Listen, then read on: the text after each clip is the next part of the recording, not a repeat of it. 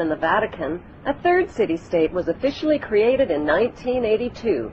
That city-state is called the District of Columbia and is located on 10 square miles of land in the heart of Washington. The District of Columbia flies its own flag and has its own independent constitution. Although geographically separate, the city-states of London, the Vatican, and the District of Columbia are one interlocking empire called Empire of the City. The flag of Washington's District of Columbia has 3 red stars, one for each city-state in the 3-city empire. This corporate empire of 3 city-states controls the world economically through London's inner city, militarily through the District of Columbia, and spiritually through the Vatican. The Constitution for the District of Columbia operates under a tyrannical Roman law known as Lex Fori, which bears no resemblance to the U.S. Constitution. In the Vatican, Congress passed the Act of 1871. It created a separate corporate government for the District of Columbia. This treasonous act allowed the District of Columbia to operate as a corporation outside the original Constitution of the United States and outside of the best interests of American citizens. A sobering study of the signed treaties and charters between Britain and the United States exposes a shocking truth. The United States has always been, and still is, a British Crown colony. King James I was famous not for just changing the Bible into the King James Version, but for signing the first Charter of Virginia in 1606. That charter granted America's British forefathers a license to settle and colonize America. The charter also guaranteed that future kings and queens of England would have sovereign authority over all the citizens and colonized land in America stolen from the Indians. After America declared its independence from Great Britain, Congress passed the Act of Britain. The Treaty of 1783 was signed.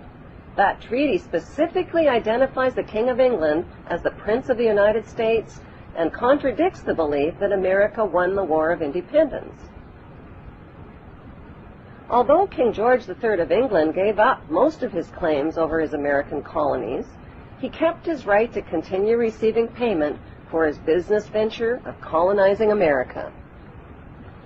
If America had really won the War of Independence, they would never have agreed to pay debts and reparations to the King of England. When Congress passed the 13th Amendment to the Constitution, the U.S. President was made subservient to the King of England. The 13th Amendment is called the Title of Nobility Amendment and forbids U.S. presidents and their officials from using royal titles like king or prince or baron. For some mysterious reason, the 13th Amendment, which was ratified in 1810, no longer appears in the Treaty of current copies of the Constitution.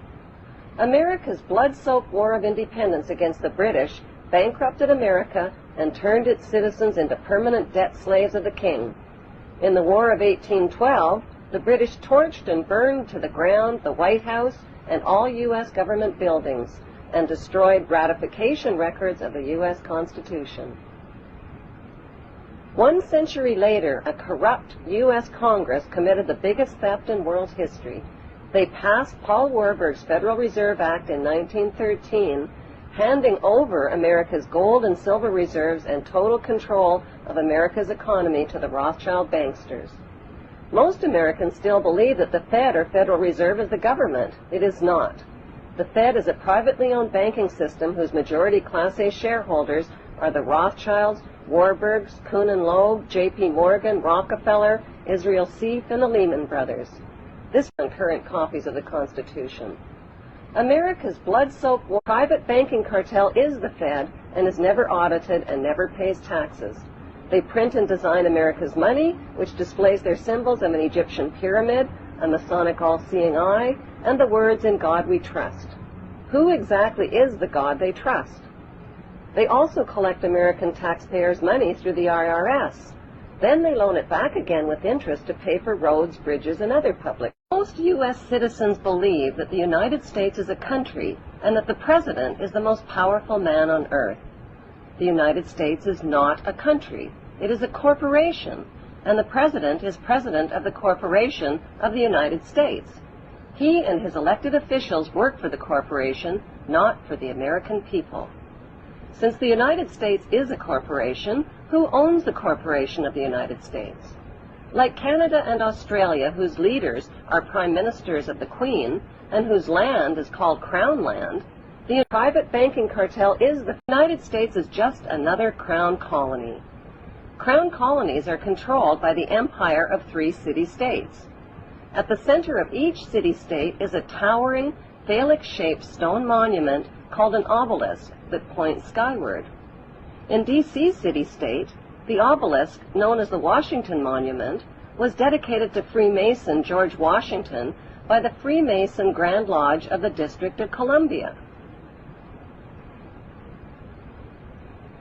The Secretive Brotherhood of Freemasons laid the Washington obelisk's cornerstone in 1848 and contributed 22 Masonic memorial stones.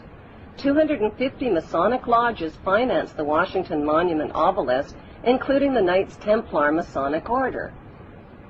At the heart of London city-state is a 187-ton, 69-foot-tall Egyptian obelisk called Cleopatra's Needle. The United States is just another Crown colony. Guess who runs the United States? Everyone says, oh, it's the Rockefellers. It's the Collins family. Now, who are the Collins? Well, there's a fellow called Christopher Columbus, who in Spanish is called Cristobal Colón. He came from one of the papal families called the Colonna family.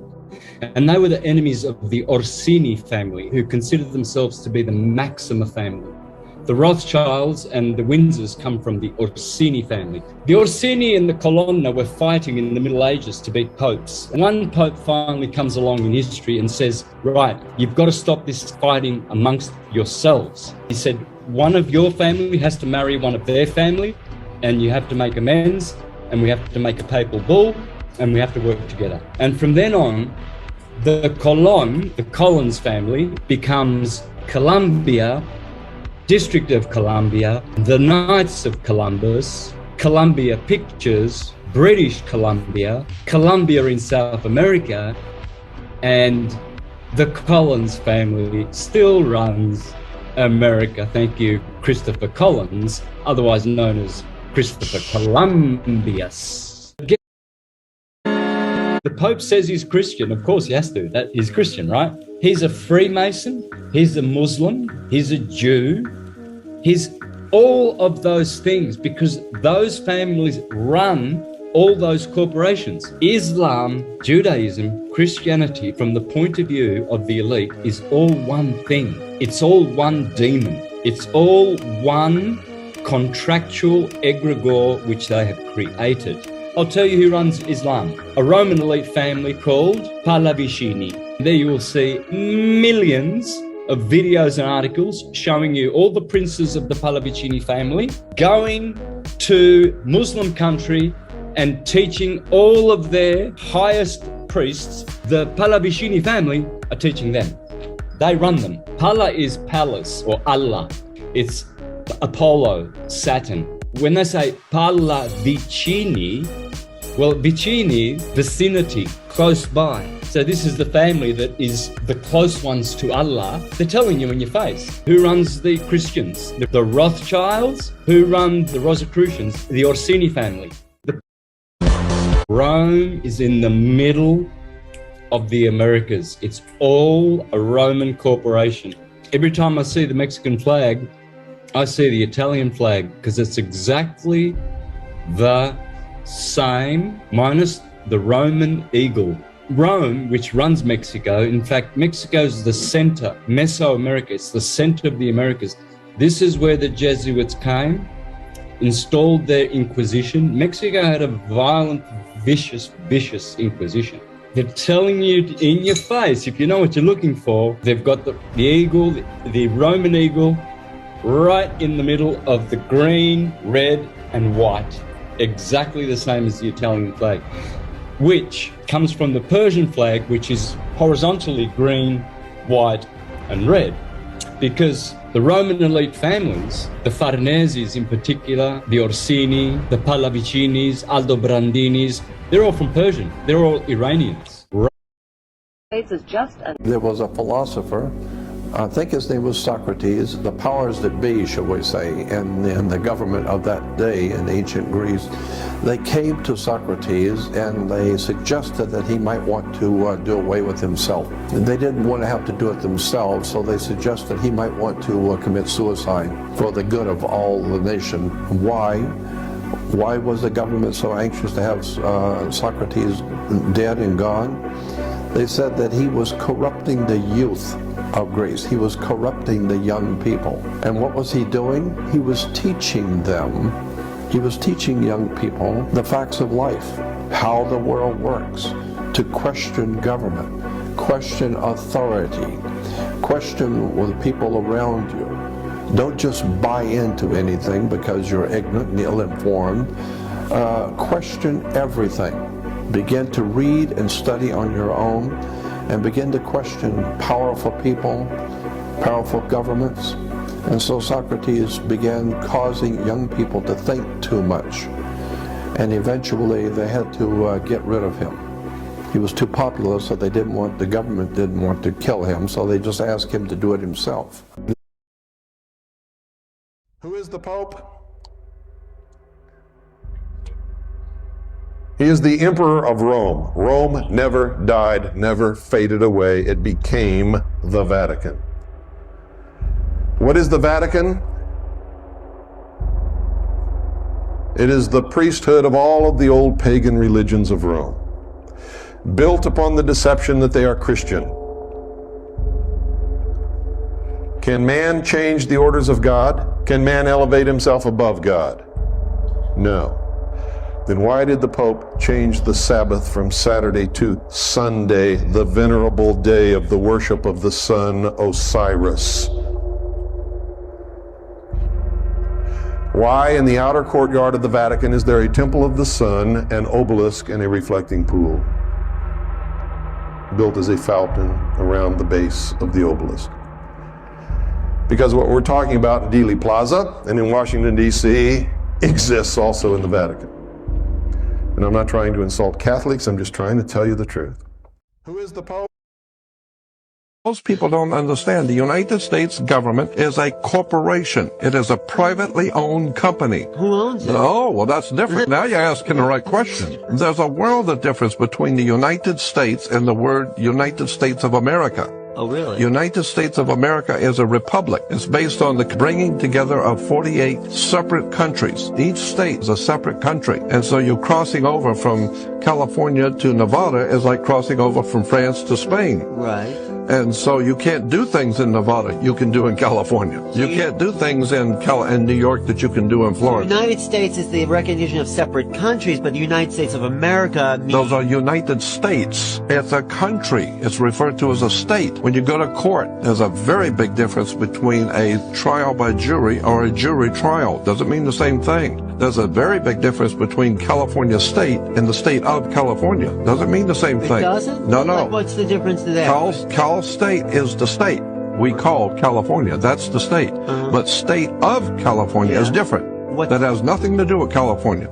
That's the federal government operating within the confines of the state of California. So anytime you see the state of, that means it's a federal corporation operating within California. But California is called Cal State. That's why you have California State University. That's California. But state of California is the federal government. Most people don't know. If the Roman Empire is going to use Christianity as the state religion to manipulate people, we as the politician class need to be able to know what Christianity is. How can we manipulate people through religion if we don't understand the religion? So, they get together at Nicaea. They come up with a solution for the Trinity. There were 30 Gospels. They threw 26 away. They ordered them destroyed. It didn't quite work. We have the other 26.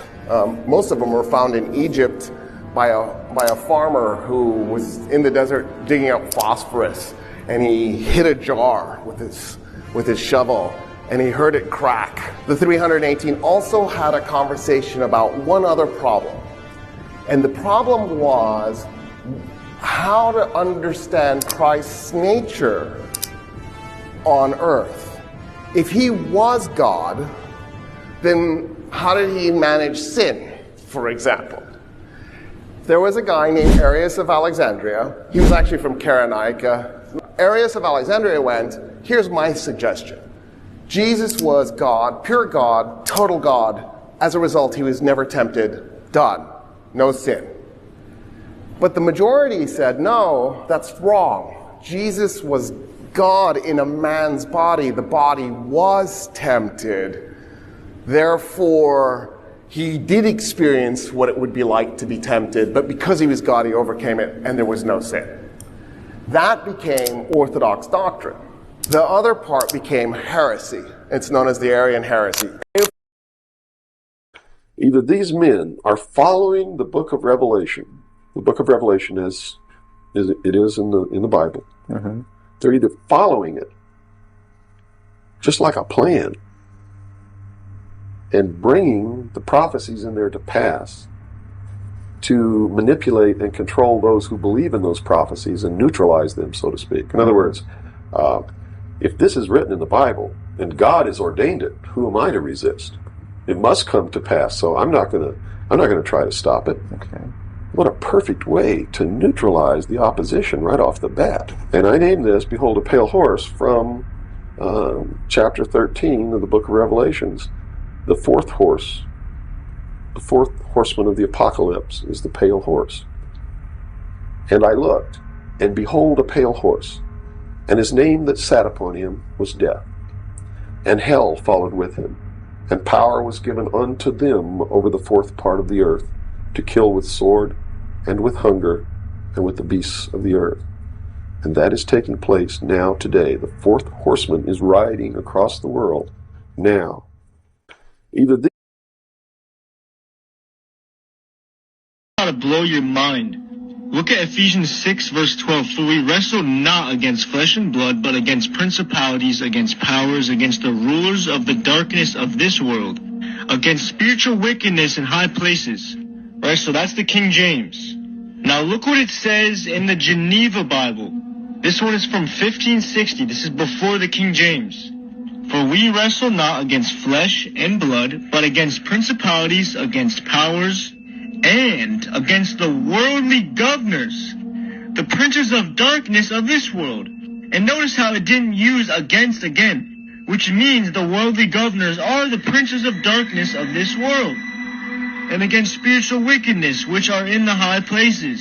So not only are we in a spiritual battle, we're also being attacked by the worldly governors, the princes of darkness of this world.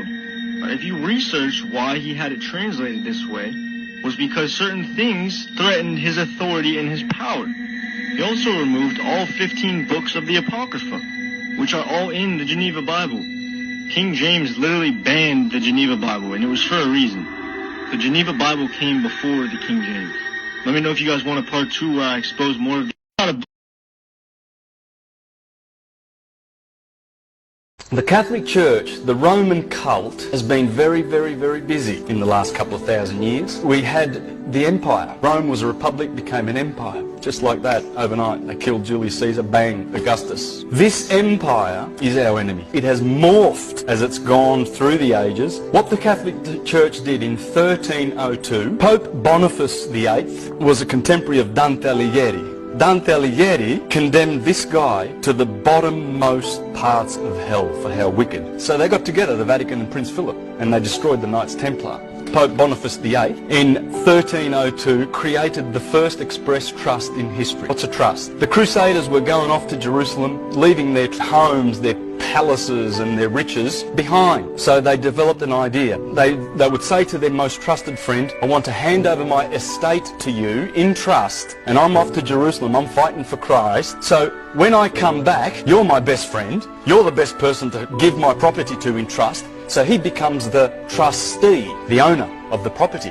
What would happen was some of these knights would come back, and the guy that their best friend that they left these treasures with got used to the treasures and decided that they would keep them. And guess what? Courts would not support, because the trustee had the right to keep the property. That's how the trust started. It worked for most people, but for some of them, they didn't get their property back. It's been a system. There are people who are very... Holy Blood, Holy Grail, the British Israel, Holy Blood, Holy Grail material. That's very interesting. I don't think so at all. I don't think there is. I think it is a front. I think it is a story that's being put out by the Illuminati to give legitimacy to their coming world power, that they want to run the world, and therefore they got legitimate reasons because Jesus is their father, their great-great-great-great-grandfather. So I don't think there's any validity to it at all, but I do think British Israel Freemasons are using it. The British Israel philosophy is nothing more than a front for a group of men who think they're going to control the world, and they're trying to lend legitimacy to it by saying that Jesus fathered them. I know that whole story. Believe me, I've been following it for years. It first came out to my attention from Holy Blood, Holy Grail with Agent Leon Lincoln, but my God, since then there's been about 25 books written on that subject of Jesus fathering children. I don't believe it for a minute. I think it's a front story. I think it's a cover story for the Illuminati who's trying to take over the world and make themselves look legitimate. They're nothing but scum as far as I'm concerned.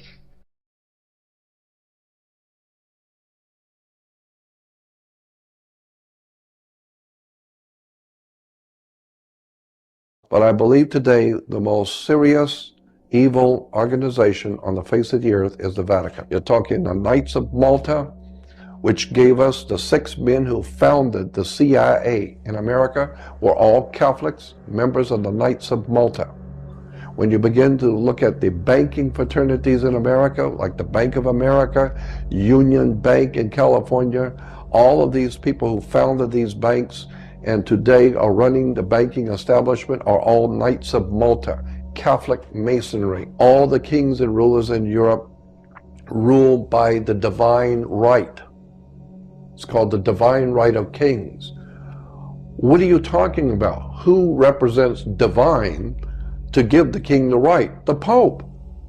The Pope appoints certain families to be over the French. The Pope appoints certain people to be over the Germans and over the British. And so by divine right. Why? Because the Pope represents God. And the Pope says that this family is holy and that they should rule. And therefore they could now say they rule by divine right. But I believe today the insane Khazarian and Venetian black nobility families, this gathering, this cabal, they can't work separate from each other. A lot of people, when they see this pyramid of control and they put the Queen on the top and the Zionists and the Freemasons, don't understand that the Vatican and the Jesuits and the Superior General of the Jesuits actually sit on top, behind the scenes, but they work together.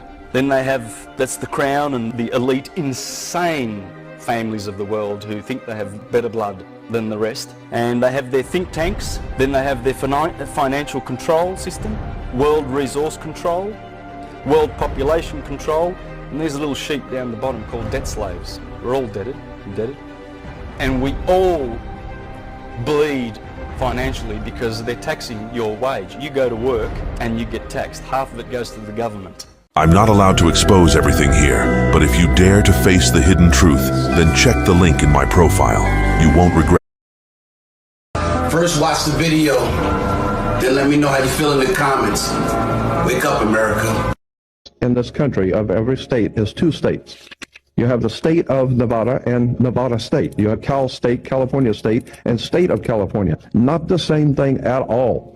California State, according to the law, is one thing. State of California is totally different. Has nothing to do with each other at all. It's the difference between being a lawyer and an attorney. Has nothing to do with them at all. It's totally separate words, means totally separate things. Consequently, when you understand how words and terms are used and symbols are used, then we go back to the idea of the court. And as I said, there is no law in this country on any books that applies to you. None. All law in the Western civilization applies only to cooperations, co-ops. All law applies only to corporations, period. Across the board. No other, end of sentence. Consequently, there is no law that applies to you personally, so consequently, the system has made each one of you a corporation.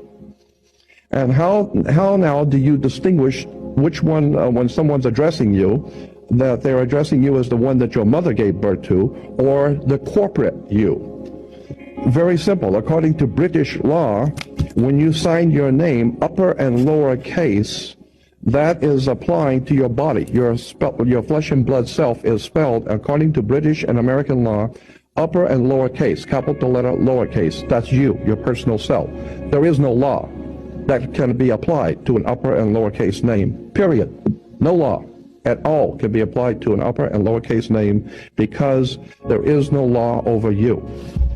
Therefore, every piece of important bills, insurance, driver's license, identification, taxes, I don't care what it is, if it's a piece of business, period, in any kind of way, shape, or form, your name must, by law, international maritime admiralty banking law, your name must appear in all capital letters. You will never get a bill or anything that has your name upper and lowercase because there is no law that applies to an upper and lowercase name, period. So if Sears is going to send you a bill, if you go into Baskin Robbins or Sears and you order a pair of shoes, what are you going to do? They're going to give you a ticket, and you're going to put it on your bill, and then they're expecting you to pay the bill. And consequently, they're going to charge you. Well, that's the same thing. You go into a courtroom. They're going to read out the charges.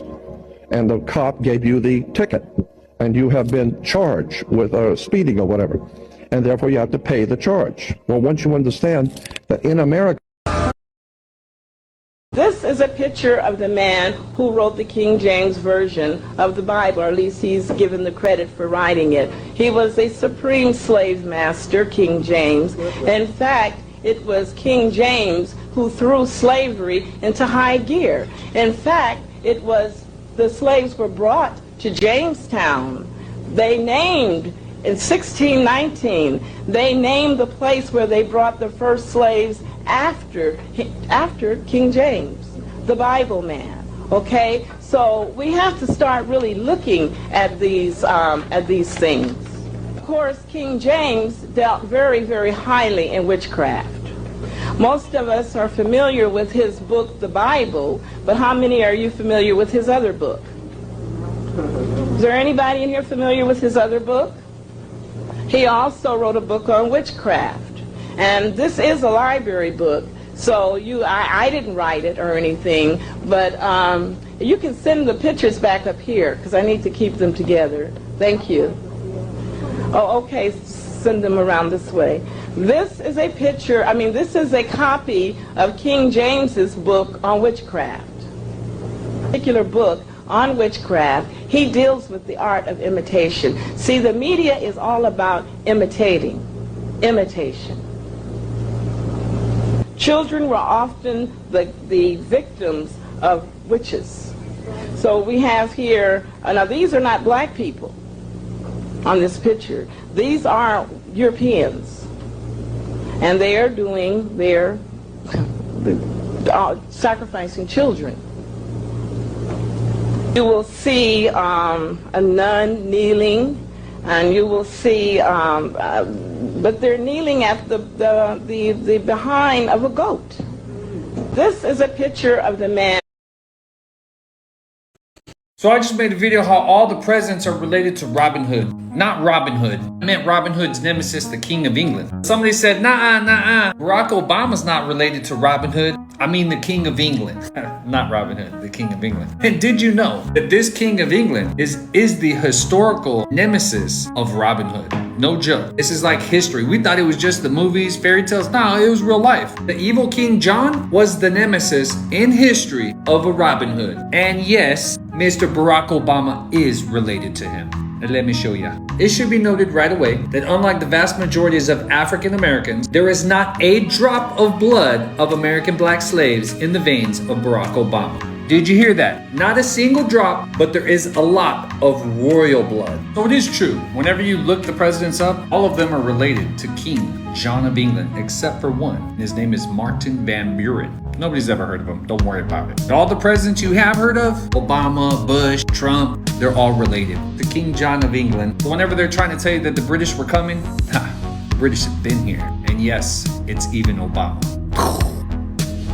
It's white, right? And the 5, yeah, the 5 is red. And we all know the 10 is yellow. They're laughing at us. Look, the 20's green. And the 50's blue, bro. Seems like they're just making fun of us, right? Showing everybody, hey, it's just monopoly money, no big deal. But how many Americans actually know that your money is monopoly money? But it wasn't always like that. You see, there was a time when the US dollar was backed by gold and silver bullion in the treasury. Back then, it was interest-free bearing notes. So the Americans had their own money, it was theirs. The US Treasury printed it at 0 interest. But when the Federal Reserve took over in 1913, this steamrolled the process of taking the gold-backed currency and replacing it with a tax called usury. What used to be interest-free notes backed by gold and silver printed by the Treasury now became Federal Reserve notes with a tax called usury. And this tax comes directly from the Federal Reserve. People don't even realize that this tax called usury is what's responsible for the national debt and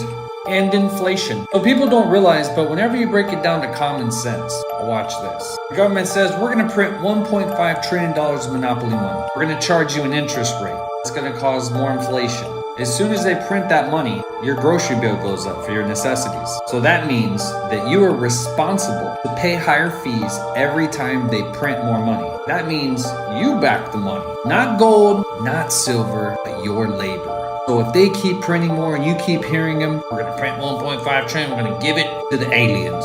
Yep, we decided they need to build a new planet, but they're going to give them the money and you're going to pay for it. Or I mean, that's what's been happening to us. So every time they do that, it causes inflation. And that's why everybody says the Federal Reserve sucks. I mean, they don't really hide it. They put it right on the money, Novus Ordo Seclorum, right? It means new order of the ages. So why would they put new order of the ages on our money like that? With this symbol like that? This isn't a Republican or Democrat thing.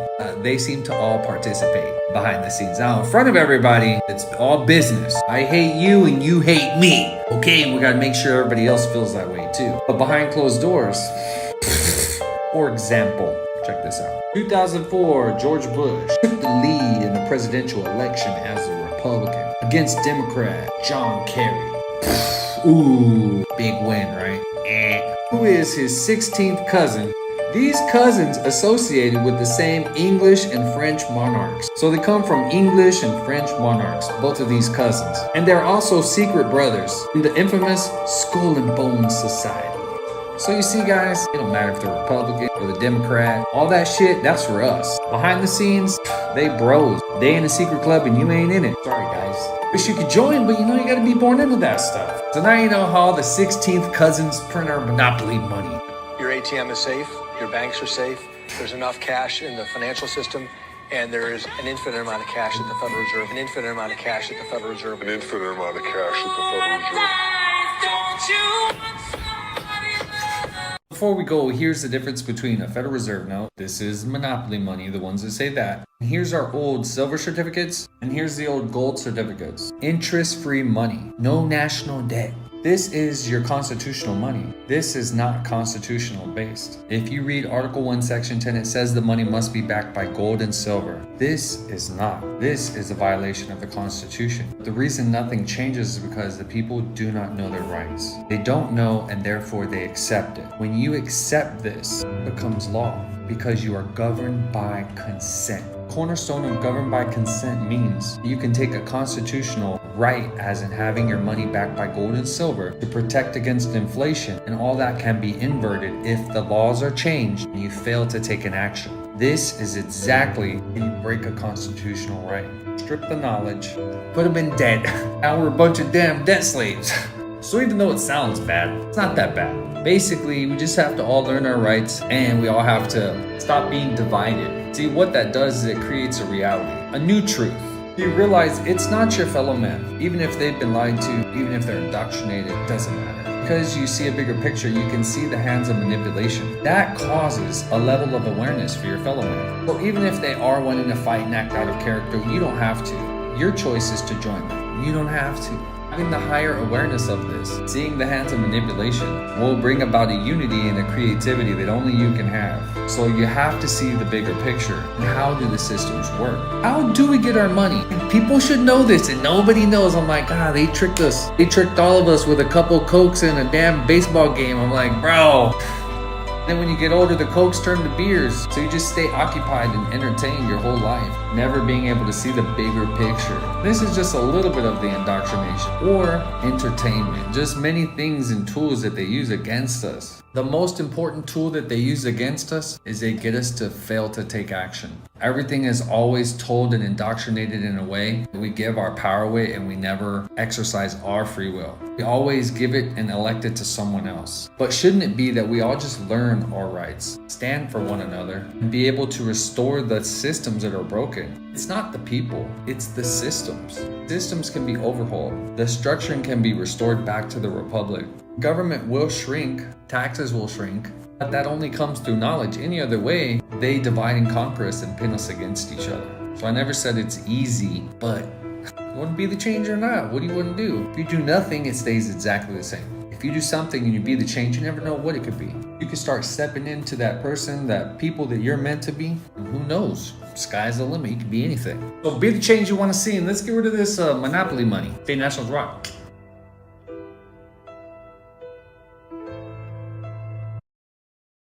Woodrow Wilson was one of the worst presidents in American history, but schools teach our kids that he was great because he was a progressive. They leave out that he campaigned on being the man who kept us out of war, right before he got 53,000 Americans killed in World War I, and that he ran on being the president who would take on the banks, right before he signed the act that would give the banks a monopoly over the printing of the dollar. That's what this book is about, and that Wilson not only signed the amendment to establish the federal income tax, but he argued that it would make the rich pay their fair share. I mean, how many times could Americans fall for the same lies? But the number one reason Wilson is lionized is that he started the push for global government. And the bankers and propagandists would spend the next 100+ years trying to convince you that putting your country first is a bad thing. And right now, there might be only one congressman who's doing that, because our government is filled with puppets. And it's not the first time. Wilson had a stroke in 1919.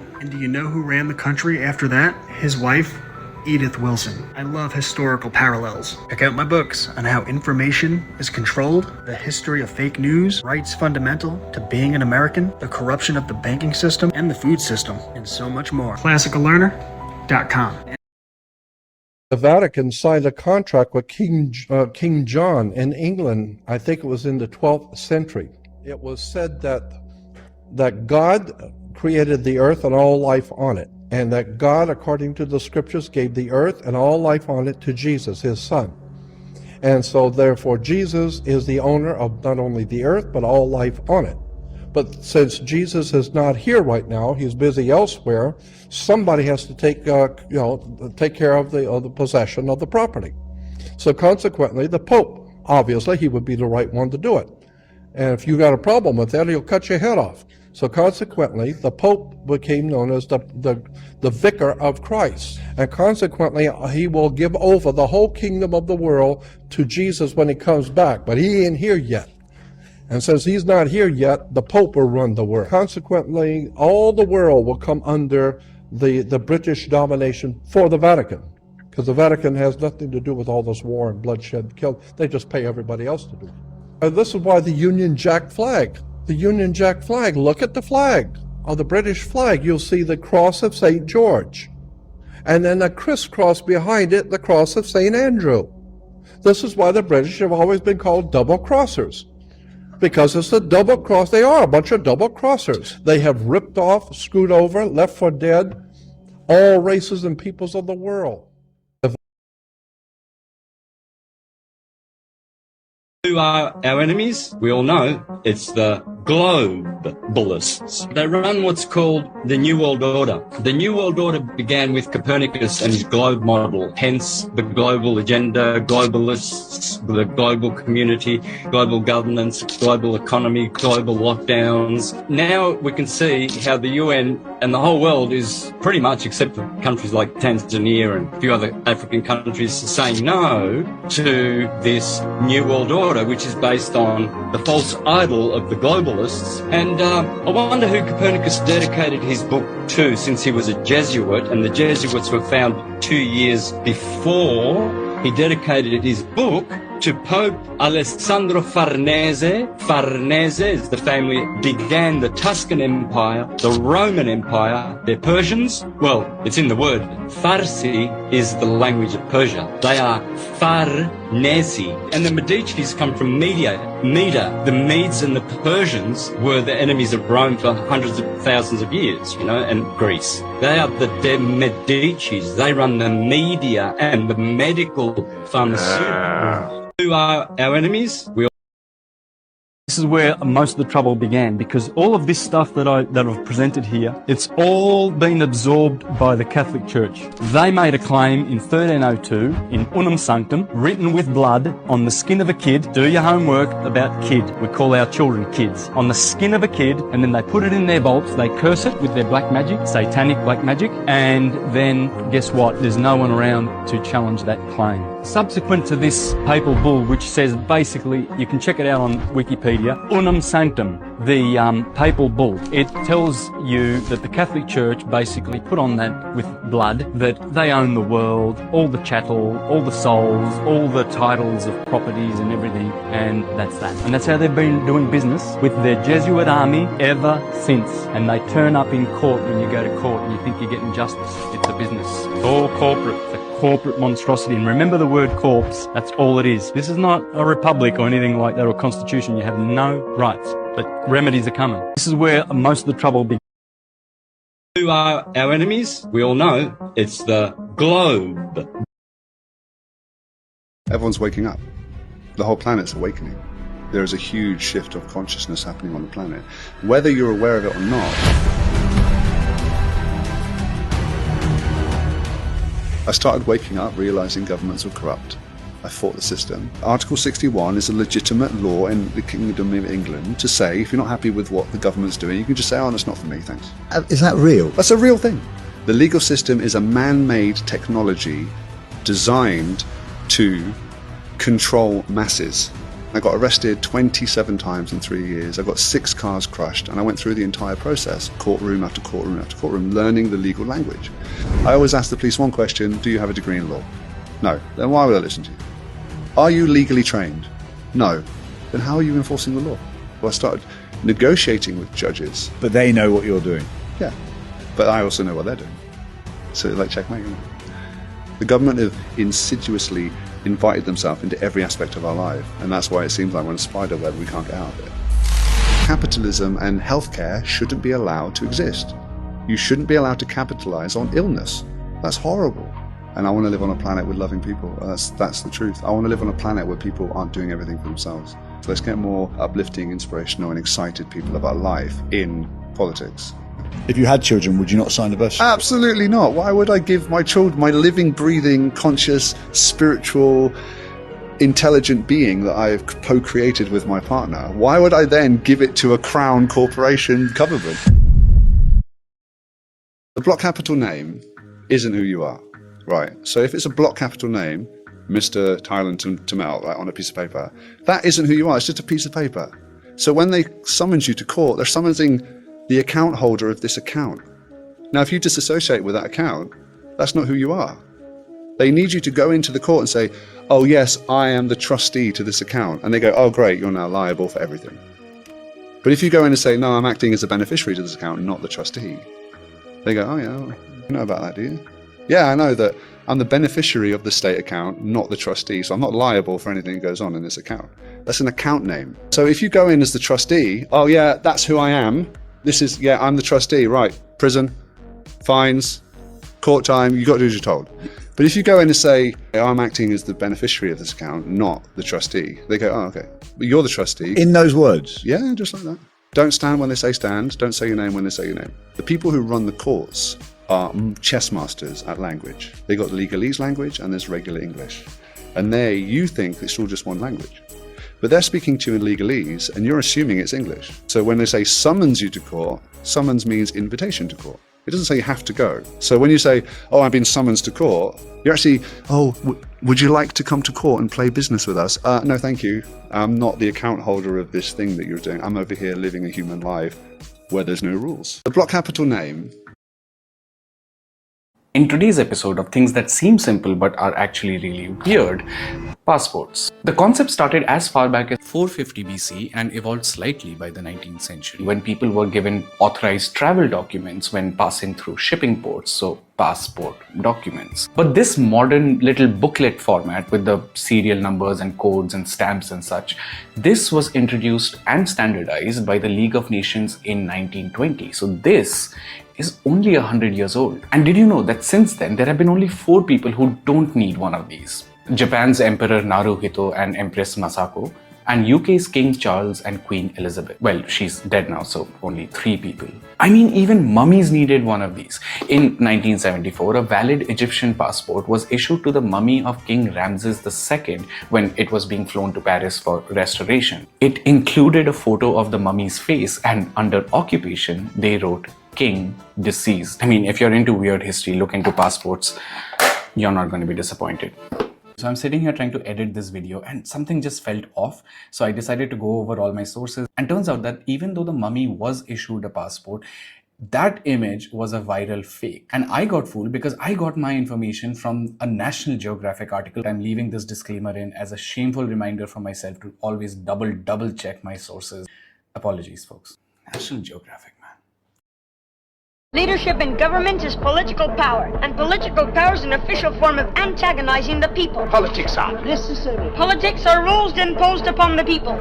In this country, rules are not imposed. They are the wish of all free citizens. Travel around a bit, then you'll see how free they are. They have every man in a straitjacket, and without a passport, he can't move a toe. In a free world, they violate the natural rights of every citizen. They have become the weapons of political despots. You don't think as they think. You're deprived of your passport. Will you allow me? To leave a country is like breaking out of jail, and to enter a country is like going through the eye of a needle. Am I free to travel? Of course you're free to travel. Only with a passport. Do animals need passports? It's in Congress that in this atomic age of speed, we are shut in and shut out by passport. And free speech, does that exist? No, you've got it all. And free enterprise. Can I go into the automobile business and compete with the Auto Trust? If I can get in a word. Not a chance. Can I go into the grocery business and compete with the chain stores? Monopoly is the menace of free enterprise.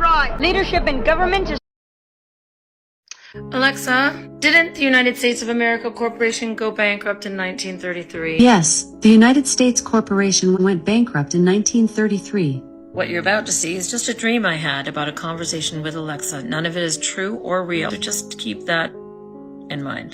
Since 1933, the United States Corporation has been bankrupt. This claim is based on a legal document titled Order Vacating Order for Relief and Plan Confirmation, which was filed in the United States Bankruptcy Court for the District of Columbia. The United States Corporation is the name given to the federal government of the United States, which is a corporation. This fact is confirmed by the U.S. Supreme Court, which has ruled that the word person as used in the federal bankruptcy law includes corporations. Therefore, corporations, including the United States Corporation, can file for bankruptcy. But in Title III of the Emergency Banking Act of 1933, right after the Great Depression, the only way that all of our debts were forgiven, as you could say, traded for collateral. The document states that the United States government has been declared bankrupt and insolvent, and that its debts have been discharged.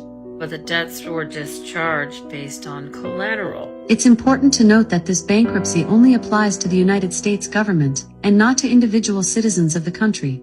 The collateral, when the Federal Reserve created these promissory notes, is me and you, my friend. We are the collateral. The United States government... Alexa? There is no society anymore. What there is a transnational security elite that is busy carving up the world using your tax money. To combat that elite, we must not petition. We must take it over.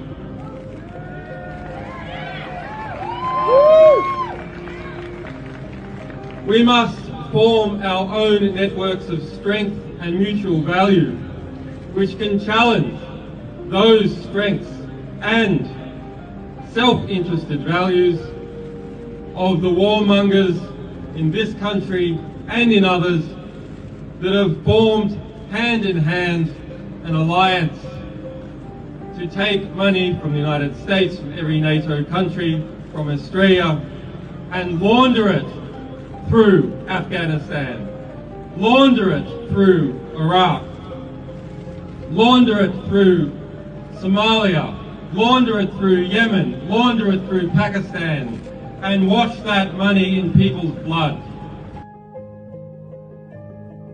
You guys know that every single president in U.S. history is related to one king. What? What are you talking about? This is where it gets crazy. This man, Harold Brooks Baker, he did all this study on U.S. presidents and royal lineage. He had this theory that the presidents weren't voted in by the people, but they were actually selected based on royal bloodline. So 13 or so years ago, this 12-year-old girl, for her 7th grade project, with the help of her grandparents, went down the lineage of each president, and they all connected to one man. Weird. All their lineage traced back to King John from the House of Plantagenet. How is that possible? And there's a folklore around the House of Plantagenet that they were actually descendants from a demon. Oh, what? That's horrible. But that's where this dude's theory came in. He's like, it's not about who the people vote for. It's within the candidates that are running for president, who has the more direct bloodline to King John. Last one, number 44, and the one before that, 43, Bush and Obama. Well, there are pictures of Bush with his arm around 8-year-old Barack Obama because his stepdaddy, adopted daddy, Lolo Sotoro, had done a lifetime worth of business with the Bushes. Uncle George Herbert Walker, after whom George Herbert Walker Bush, Bush 1 president, was named, founded Halliburton in 1946 in Oklahoma. And Lolo Sotoro had been international executive vice president for Standard Oil. There was talk of him being a CIA asset. Well, yeah, see, he ran the death squads for the Indonesian army. On his own call, anyone could be assassinated. So when George Herbert Walker Bush became head of the CIA under the Ford administration, he just got with his old buddy in the oil business, Lolo Sotoro, and pulled off the hits. See, Barack's grandmother has been acknowledged as being the woman that operated the channels through which CIA money went to the Southwest Pacific. So she introduced her daughter, who had just had Barry, Barack, to Lolo Sotoro, and they got married, and Lolo Sotoro adopted Barack Obama. The name was changed to Barry Sotoro. Now, when he went to high school in Hawaii, I know about that high school. I almost sent my oldest son to it. I could afford it, but I didn't think he deserved it. 20 years ago, the tuition was $95,000 a year, not including room and board. When Obama went there, I've talked to 2 of his classmates. They independently state that the tuition, not including room and board, was $45,000. Now, Business Insider reports his income for 2017 at over $200 million net. That's after taxes, deductions, write-offs. For this last year, 2018, they reported it as $570+ million. And that's after all deductions, tax, right? Trump doesn't make that net. I mean, even some of the richest people in America don't make that. Why? Because when his stepdaddy died, he was one of the 10, 15 richest men on earth. And he left everything in a trust fund operated out of Indonesia, so the American government can't touch it. That makes Barack Obama 1/3 beneficiary for the assets of one of the 10, 15 richest men on earth. See, so we got a game run on us. So, you know that little thing that Bush W does when he gets with Michelle, they giggle and he gives her candy. The inside thing is that's supposed to be the same kind of candy he used to give to her husband when he was 6, 7, 8 years old. It's a big club, and you ain't in it. You and I are not in the big club. While the Anunnaki are most commonly associated with Mesopotamian culture, intriguing parallels can be drawn between these ancient deities and the gods of ancient Egypt. After Enki's reign, his son Marduk, also known as Ra, ascended to the throne, setting the stage for a power struggle between his own offspring, Osiris and Seth. To avert a catastrophic conflict, Ra divided Egypt between his sons, but peace proved elusive as each sought to secure their lineage's ascendancy. Osiris would meet an untimely demise at the hands of Seth, who coveted the throne for himself. Through a series of treacherous machinations, including Osiris's entrapment in a coffin and subsequent dismemberment, Seth aimed to extinguish his rival's lineage. Yet, Osiris's consort, Isis, embarked on a quest to resurrect her fallen husband, birthing Horus through arcane means, setting the stage for a celestial showdown. The conflict between Horus and Seth culminated in a legendary aerial duel. In this clash, Horus emerged victorious, securing his rightful place as Egypt's ruler and relegating Seth to a distant domain.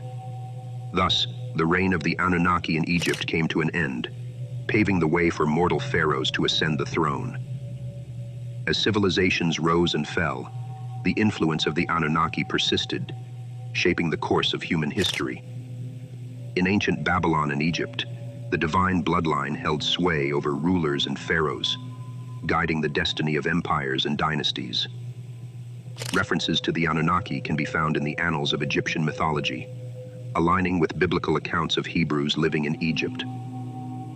Throughout the ages, the bloodline of the Anunnaki continued to exert influence, manifesting in the corridors of power and the thrones of kings. From Alexander's Greece to the British monarchy, traces of this ancient lineage can be discerned, linking ruling elites to their divine ancestors. The symbolism of royalty and divine right finds its roots in the mythos of the Anunnaki,